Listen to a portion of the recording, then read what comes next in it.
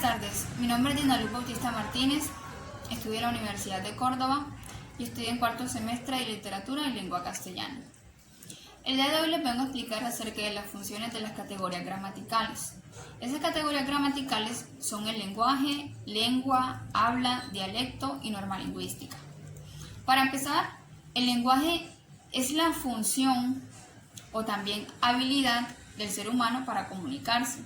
Es decir, todo aquello que sirva o ayude a nuestra comunicación para expresar algún pensamiento, sentimiento o idea es un lenguaje. Por ejemplo, los gestos faciales, movimientos corporales, lenguaje de señas, entre otros. Cabe decir que esta facultad no solo se le atribuye a los seres humanos, sino a algunos animales, como por ejemplo a las abejas, ya que estas poseen su lenguaje propio, que es la danza. Las características de esta categoría radican en que es universal e innata. Universal quiere decir que todo ser humano la posee, e innata que nace con nosotros.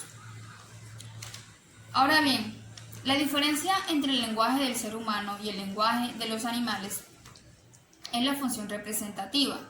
Esta es la que resalta en el lenguaje del ser humano y se hace notar como signo lingüístico. Pasando a la segunda categoría, que es la lengua.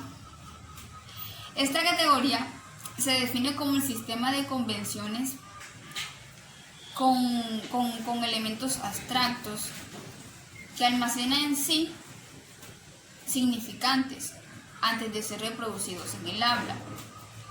Por ejemplo, antes de yo decir la palabra silla, esta palabra ha sido previsualizada como imagen en mi mente. Esto es un significante que sigue siendo abstracto. De ahí a que nazca en la mente. En otras palabras, estaríamos hablando de signos lingüísticos. La característica de esta categoría, o bueno, las características, es que es social, mutable, intangible y arbitraria. De esta forma pasamos a la tercera categoría, que es el habla. El habla es la materialización o la reproducción material de la lengua. Es decir, en el habla nosotros hacemos realidad, o más bien hacemos la realización o manifestamos la lengua mediante la palabra hablada o escrita. En otras palabras, los signos lingüísticos o los fonemas que antes de hablar están en mi mente, luego los paso a articular mediante la oralidad o la escritura. Las características de esta categoría es que es individual, es mutable, ya que esta puede variar dependiendo de cambios geográficos, culturales o físicos. Y la principal, básicamente, que es el hecho de que el habla es el objeto de estudio y también fuente originaria de la lengua. Como cuarto punto, tenemos el dialecto. El dialecto lo podemos definir como las distintas variantes de una lengua en un determinado territorio. ¿Qué pasa? Que, por ejemplo, en la lengua española, en el lenguaje español, existen variantes, especialmente acá en Colombia. Eso tomado como ejemplo. En Colombia hay distintos dialectos, como lo son el costeño, el paisa, el vallecaucano, entre otros. Sin embargo, todos colectivamente hablamos el español. ¿Qué pasa? Que esas variantes, esos dialectos, se dan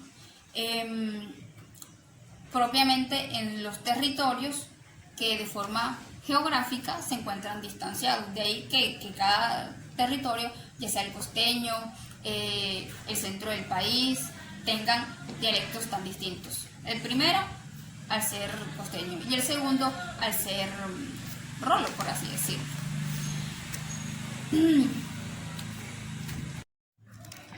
Continuando con el quinto punto, tenemos la norma lingüística.